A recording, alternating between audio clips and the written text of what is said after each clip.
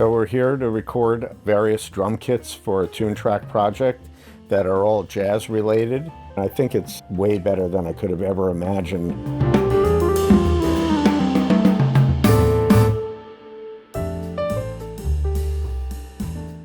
My good friend and colleague Neil Dorfsman did one of the original ones like ages ago. And then back in 2015, Matthias contacted me and said, would you be interested in doing a jazz-related version of this for us? I knew that the software was really elegant and powerful. I knew from Neil he had a great experience doing it. And I thought I could put myself through this and probably come out with something pretty good. So I said sure. And then 8 years later, here we are and finally doing it.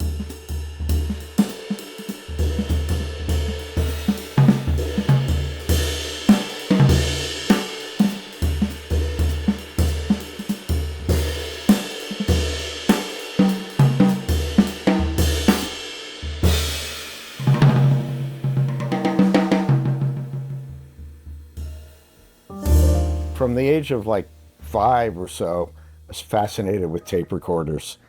And then I became a musician, like in high school, played piano and Rhodes, and I was in some rock bands. And I was always the guy who had a tape recorder, a stereo one at that point, with just the mics that came with it. When I got to college, I was still bringing the tape recorder to gigs with my jazz group at the time. And I heard about these recording schools cropping up. I'm going to move back to New York and enroll in this school. And this is still the pre-digital era. My teachers at the school got me my first gig. I was a part-time assistant at Big Apple Studios in Soho. After that summer at Big Apple Studios, Power Station was opening Studio B and they needed people. And I went and they said, so you're an assistant? I said, yeah. They said, can you start next week? I said, uh-huh. Okay, you're hired. And I wound up at Power Station.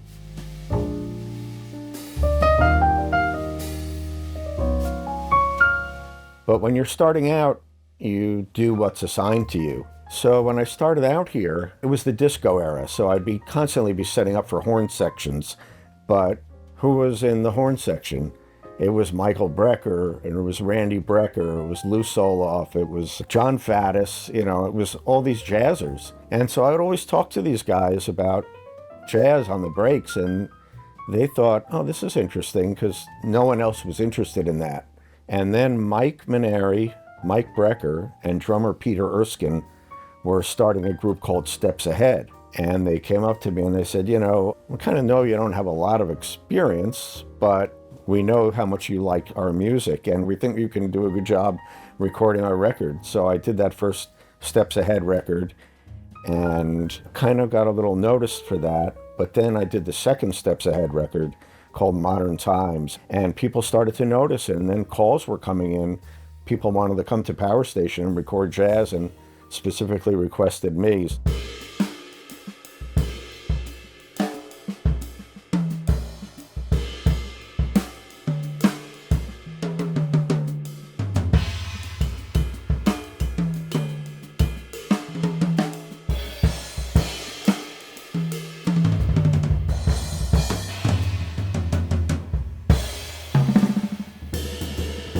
What makes a good jazz drum sound? I think it's two things. I think it's the drummer and his kit and the music. I'm there to capture what they do to the best of my ability and then balance it with the other instruments. I'm not creating sounds. They have to exist there for me to make it sound good. But I am able to make what they do sound good, and the better the drummer, the better the sound of his kit, the better his balance is of the kit, the better it makes me look.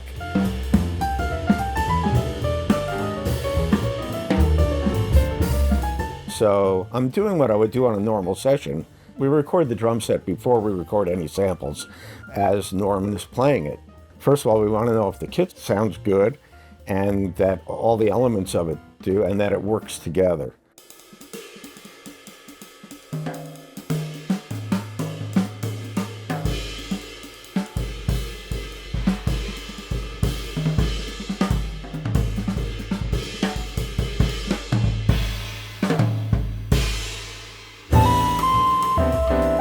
This whole jazz library is very, very special because for the first time we really sampled all of what we call tools. So we not only sampled all the kits with drumsticks, which is the regular way, of course, to hit a drum or a cymbal, but we also applied brushes, of course. So we have 3 brushes kits, also with the sweeps and with the swirls we use on the heads.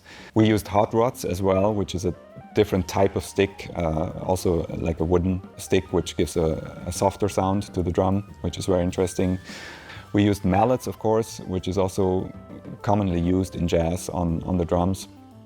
And we used hands also to strike the drums and the cymbals. So we have all the tools in this library.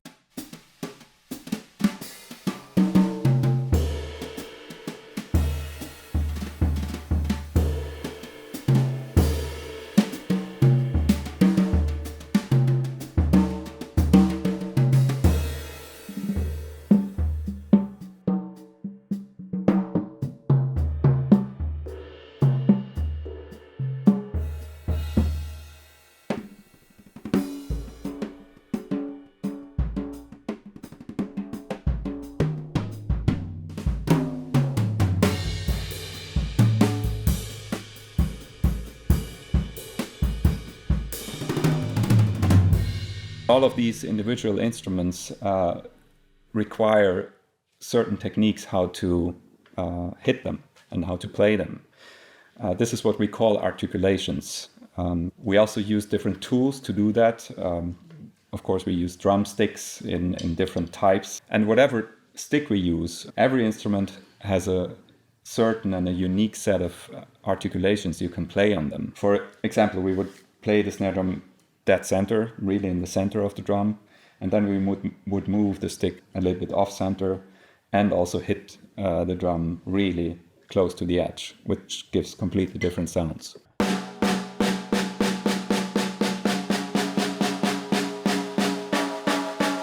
have also different techniques how to hit the snare drum, which of course is the rim shot. You also have things like a side stick or things like buzz rolls.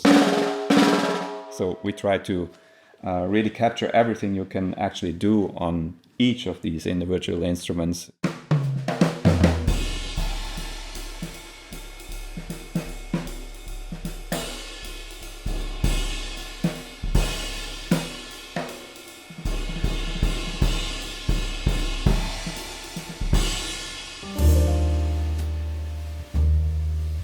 I don't have any preconceived idea that an instrument has to go in a certain place. It's what's going to work best for that session.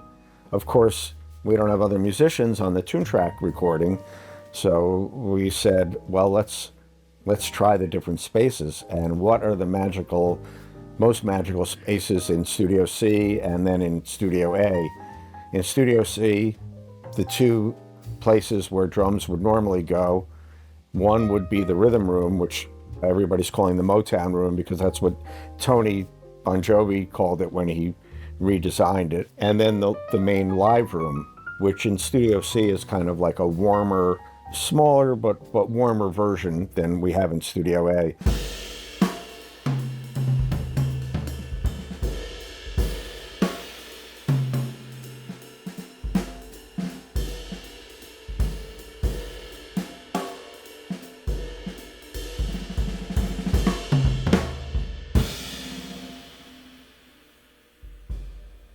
In Studio A, we've got the piano room, which is the back left booth, which is much larger than the one up in C. And of course, we're going to use the main space in Studio A, the live room. You know, unlike a lot of studios, Power Station, every space in the room, in the studio sounds pretty great.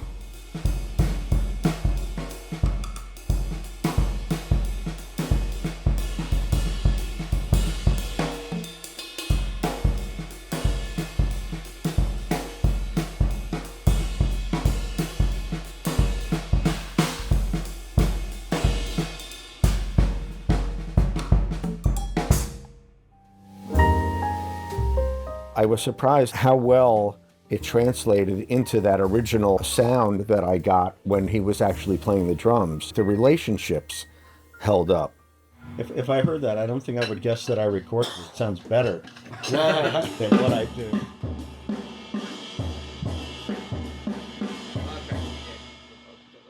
Really happy with this. You know, you get away from, like the last thing we heard was this Yamaha, and you get away from these other sounds, and it makes you realize how different that they really were, because I started to think when I'm doing this, are they all kind of sounding the same? In some way, but not at all. No. I really got into the process and enjoyed watching it develop. I've gotten to record some really cool drum kits. I think it's exceeded my expectations, especially when I saw that it's really working.